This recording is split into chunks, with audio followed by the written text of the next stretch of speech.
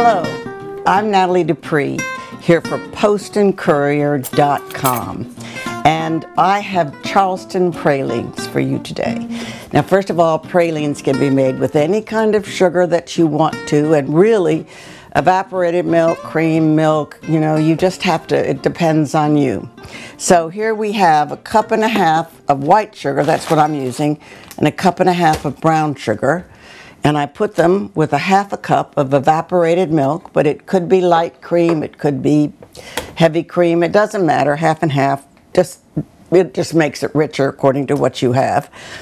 And I put them over the stove with that liquid and melted it long and low in a heavy pan like this until it was nice and melted and smooth. Getting it smooth is really the trick. If you leave it a little grainy, it's still going to be good, because I like a little grainy praline, but it will be a little grainy. So then after it's all melted, then you bring it up to a boil. The trick is to melt it without it coming up to a boil.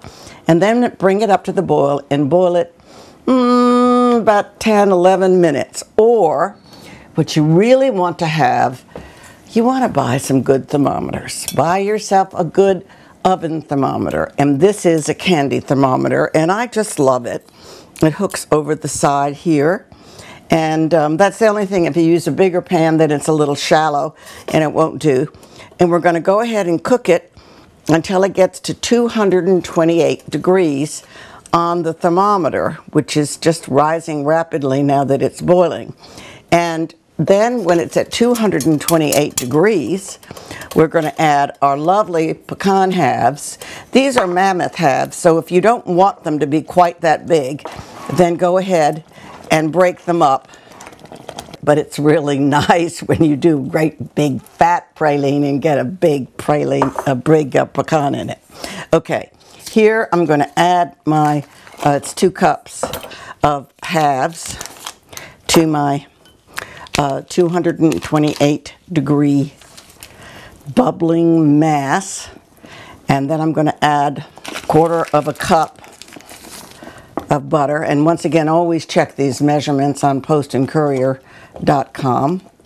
And then I'm going to take it and bring it back, stir it a little bit, and then bring it back up to the boil until it reaches another temperature of 238 degrees. And then when that's ready, I'm going to take it and drop it onto my parchment paper or buttered wax papers, anything flat, and dollop it out into whatever size I want. And in this case, I'm going to show you some large ones and some small ones, because with the holidays coming, you may want to do whatever size you want. So here you are. I'll show you this just as it comes back up. You see, the pecans cooled it. When it's at 238, you stop it, cool it, and then you just want to stir it a little bit, and until it gets nice and kind of opaque. And then you take and dollop this here. Now, the reason that the temperature is so important is because it won't set up. But Teresa Taylor, our wonderful food editor, says this: if it doesn't set up right and it doesn't strike you as perfect, just crumble it up and put it over ice cream. It will be fabulous. And let me show you what they look like when they're set up and lovely. And I don't care what shape it is. Here are my done ones. Here are some that I've already done ahead of time.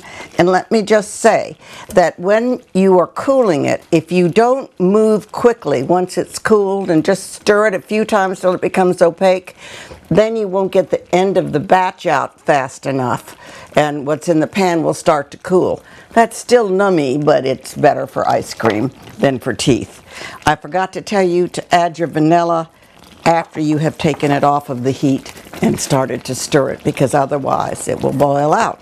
So, I'm Natalie Dupree. The rest of these are going to go in the freezer because I don't want my husband to eat them.